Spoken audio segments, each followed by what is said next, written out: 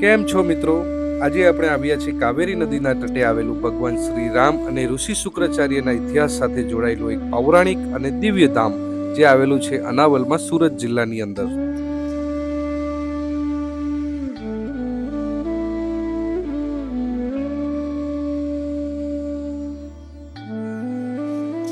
કેમ છો મિત્રો? આજે આપણે આવ્યા છીએ દક્ષિણ ગુજરાતના અનાવલ ગામની અંદર, જે આવેલું છે શુક્લેશ્વર મહાદેવનું મંદિર.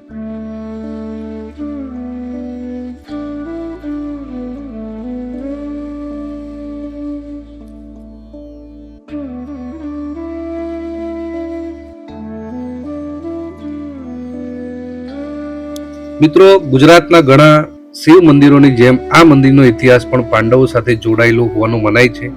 વનવાસ દરમિયાન પાંડવો આ વિસ્તારમાં નિવાસ કર્યો હતો અને ભગવાન શિવની પૂજા અર્ચના કરવા માટે આ શિવલિંગની સ્થાપના કરી હતી તેવી માન્યતા સ્થાનિક લોકોમાં પ્રચલિત છે.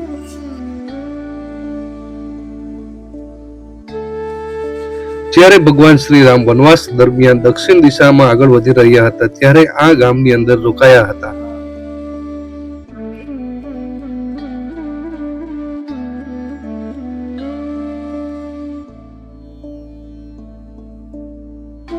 ભગવાન શ્રી રામે અહીં મોટા યજ્ઞો કર્યા હતા અને યજ્ઞ સંપન્ન કરવા માટે તેમણે બ્રાહ્મણોને બોલાવ્યા અને અહીં સ્થાયી કર્યા.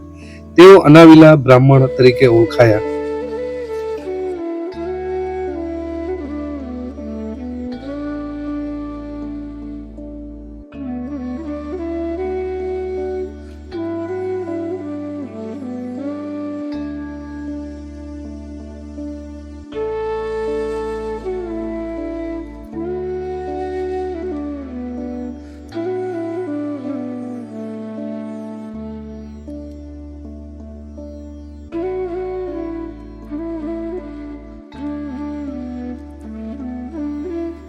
મંદિરનું નામ શુક્લેશ્વર પાડવાની પાછળ પણ સુખદેવજી જવાબદાર છે, જે દેવ વ્યાસના પુત્ર છે.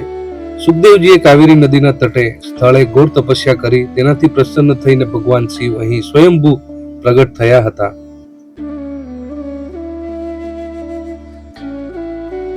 તો મિત્રો, તમે પણ શુક્લેશ્વર મહાદેવના દર્શન કરવા માટે અનાવલ ગામની અંદર એકવાર જરૂરથી આવજો.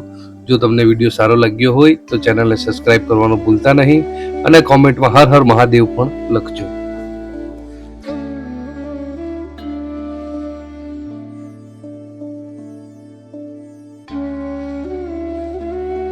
જો તમે ફેમિલીને લઈને આવવાનું વિચારતા હોવ તો અહીંયા રહેવાની પણ સુવિધા છે. અહીં તમને ધર્મશાળા પણ મળી જશે, તે પણ ખૂબ જ ઓછા ભાડાની અંદર.